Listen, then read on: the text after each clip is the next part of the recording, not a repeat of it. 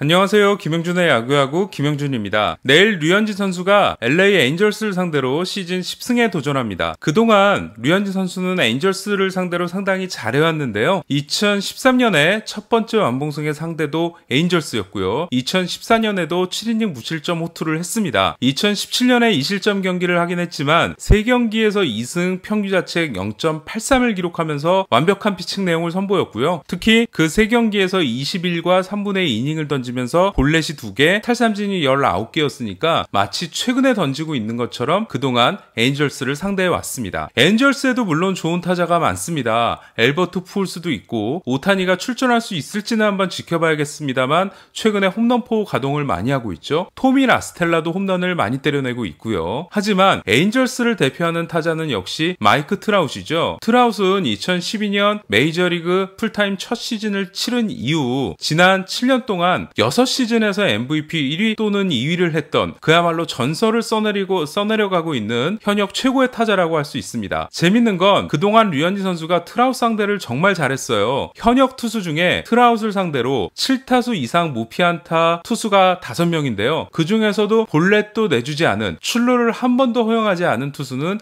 류현진과 트레버 케일 2명뿐입니다. 그렇다면 류현진 선수가 그동안 어떻게 트라웃을 봉쇄를 해왔던 건지를 먼저 살펴봐야 될 것 같습니다. 3번의 에인절스전에서 류현진 선수는 2013년과 14년 2번 트라웃과 대결을 했고 2017년 경기 때는 트라웃이 부상으로 경기에 나서지 못했었습니다. 먼저 2013년 완봉승을 따낼 때 4번의 대결을 살펴보면요.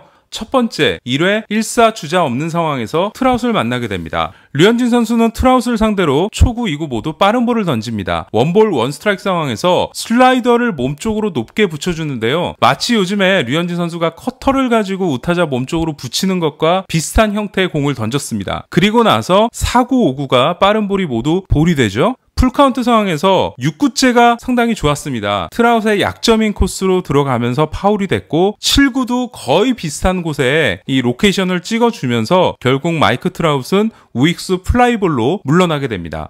두 번째 대결은 4회에 있었는데요. 무사의 주자 없는 상황이었습니다. 역시 초구 빠른 볼을 던지지만 크게 벗어나는 볼이 되고요. 2구 체인지업도 밖으로 크게 벗어납니다. 3구 빠른 볼이 다시 볼이 되면서 류현진 선수가 3볼 노스트라이크라는 절대적으로 불리한 볼카운트에 몰리게 됩니다. 그리고 던진 4구 빠른 볼이 주심이 스트라이크를 선언을 해주면서 류현진 선수에게 약간의 운이 따랐고요. 이때 던진 5구가 거의 비슷한 코스로 들어갔기 때문에 앞서 4구째가 스트라이크 선언된 트라우드 입장에서는 방망이를 낼 수밖에 없었죠. 그러면서 2루 땅볼이 됩니다. 세 번째 대결은 역시 7회 무사 주자 없는 상황이었습니다. 초구를 던진 이후에 류현진 선수가 앞선 2번의 승부와는 다르게 2구, 3구를 모두 체인지업을 던집니다. 2구째는 헛스윙이 됐고 3구째는 볼이 됐죠. 이 원볼 투 스트라이크라는 유리한 상황에서 류현진 선수가 트라웃의 약점이라고 할 수 있는 바깥쪽 높은 코스로 93마일짜리 빠른 볼을 완벽하게 붙여줬고요. 이 공에 트라웃이 헛스윙을 하면서 삼진을 당하게 되죠. 네 번째 대결은 9회 2사 주자 없는 상황이었는데요. 이때 트라웃을 잡아내면 완봉승이 달성되는 순간이었습니다. 류현진 선수는 초구로 빠른 볼을 바깥쪽으로 낮게 붙였고요. 이 공이 스트라이크 판정을 받자 똑같이 들어온 2구째 트라웃이 방망이를 낼 수밖에 없었죠. 2루 땅볼이 되면서 류현진 선수는 트라웃의 4번의 대결을 모두 승리하고 완봉승을 달성하게 됩니다. 2013년 경기에서 트라웃을 상대로 18개의 공을 던졌는데 이 중에 17개가 구종이 체크가 됐고요. 이 17개의 구종을 보면 빠른 볼이 13개, 체인지업이 3개, 슬라이더가 하나일 정도로 철저하게 빠른 볼 위주의 피칭을 했음을 알 수 있습니다. 2014년 대결도 한번 살펴볼 텐데요. 1회 1사 주자 없는 상황에서 트라웃과의 첫 번째 승부를 합니다. 류현진 선수가 던진 3개의 공이 모두 볼이 되죠. 초구 빠른 볼, 2구 커브, 3구 빠른 볼이 모두 볼이 되면서 3볼 노스트라이크라는 절대적으로 불리한 카운트에 몰리게 되는데 이때 류현진 선수가 4구째 위험한 공을 던져요. 이 91마일짜리 빠른 볼이 상당히 위험한 코스로 들어오는데 트라웃이 이 공을 지켜봤습니다. 3볼 원스트라이크 상황에서 류현진 선수가 체인지업을 5구째로 던지게 되는데 이 공이 4구째처럼 비슷한 위험한 코스로 들어가게 됩니다. 근데 재밌는 게 뭐냐면 트라웃이 또 한 번 류현진 선수가 한가운데 공을 던졌기 때문에 방망이를 냈는데 4구째 91마일에 이어서 83마일짜리 체인지업이 들어오다 보니까 타이밍을 맞추지 못했고요. 결국 유격수 파플라이가 됩니다. 두 번째 대결은 4회 무사 주자 없는 상황에서 있었습니다. 류현진 선수가 초구, 2구 모두 빠른 볼을 던지고요. 3구째 커브를 던졌는데 볼이 됩니다. 그리고 4구 체인지업 역시도 빗나가면서 3볼 1스트라이크라는 또 한 번 불리한 카운트에 몰리게 됩니다. 이때 던진 5구가 기가 막혔는데요. 92마일짜리 빠른 볼이 트라우스의 약점인 코스로 들어가게 되면서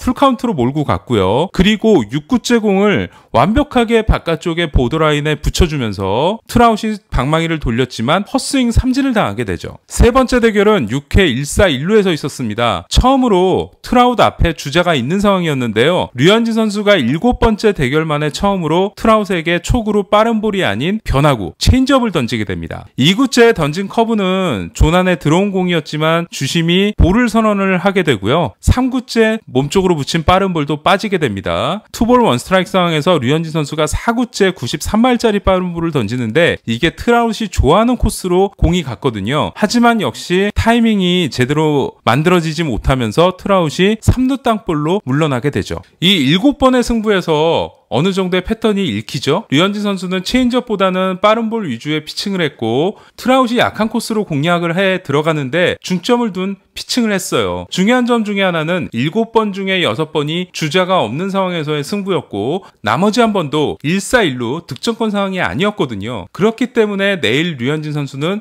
트라우드 앞에 타자를 어떻게 상대하는지가 상당히 중요하겠고요. 2013년, 14년이기 때문에 꽤 오래전에 일어난 일입니다. 그렇다면 트라우스는 그 사이에 달라졌느냐? 올해 히트맵을 보시게 되면 달라진 게 특별히 없습니다. 지금 보이는 화면은 포수 쪽에서 바라본 시각인데요. 코스별로 트라우스의 평균 타구 속도가 표기가 되고 있어요. 그러니까 마운드에서 바라봤을 때 트라우스는 기역자 형태의 약점을 갖고 있는 선수입니다. 맨 위에 3칸 그리고 가운데 코스에는 몸쪽이 약한 선수거든요. 그렇기 때문에 류현진 선수가 이 7번의 승부에서 정말 집요하게 트라우스의 바깥쪽 높은 코스를 공략을 했음을 알 수 있고요. 이 부분은 아마 내일도 마찬가지가 될 겁니다. 트라우스이 달라진 게 없다면 류현진 선수는 2014년, 13년에 비해 정말 많이 달라졌죠. 이 컷 패스볼을 장착을 하면서 우타자 몸쪽 높은 코스로 커터를 많이 던질 수 있게 됐고요. 또 체인지업의 구속과 또 이 궤적의 변화를 주는 모습까지 최근에 보이고 있습니다. 과연 내일 경기에서 류현진 선수가 트라우스를 어떻게 상대하는지 정말 지금부터 기대가 되고요. 결국 내일 경기는 트라우스를 어떻게 상대하느냐에 달려있다고 해도 과언이 아니라고 할 수 있습니다. 아직까지 메이저리그에서 10승 투수가 없고 내일 류현진 선수가 첫 번째 10승 투수에 도전하는데요. 꼭 트라우스를 넘어서 성공할 수 있기를 기대해 보겠습니다. 저는 내일 오전 8시에 열리는 텍사스와 보스턴 경기 해설을 맡았고요. 이 경기가 끝나고 류현진 선수 리뷰를 통해서 돌아오도록 하겠습니다. 저는 오늘 여기까지였습니다. 김영준의 야구야구